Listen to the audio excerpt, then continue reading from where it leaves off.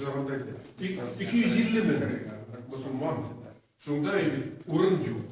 Tatar bile Moskova'da film paravan Tatar Moskva'da film paravan şunda bir артефакт Тибетler, артефакт это продукт деятельности человека, архитектурного другого населения в переводе.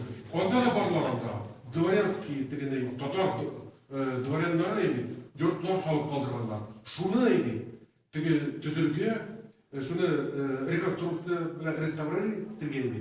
Aksa bul bile, erçirkevler salgana salılar. Mana şunalar хочу говорить ettilerinde. Sen hatta mesela kitabda ettim. Sufkat Efendi Musa Zelilge edi. Heykel koydu. Bu hatta falan kuran değil. Gozman. Gozman bittiğinde bizim Kuzit'te programda bu demokrat. Госман, мэр города Екатеринбург, тебе это Ройзман. Ройзман. Вот, ол Путиннің саясатына қарсы тұра тұрған бір элемент, ләкин ол дашылық системаны кірістейінде.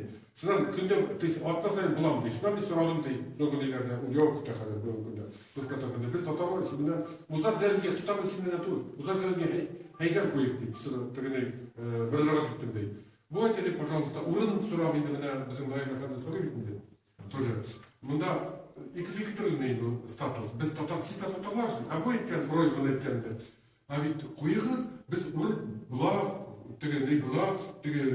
площадка, все документы будут готовы, но ақсағыз болса, түзігіз. Бұл етінде, Мұсат Шәлил. Мұсат Шәлил, мұсты яқлаған бұл дейді.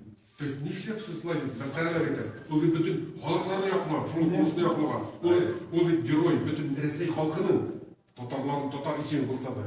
Шулай деп, мына қадыр, жоқ бүтін дейін, неше бұлырын білмелерін.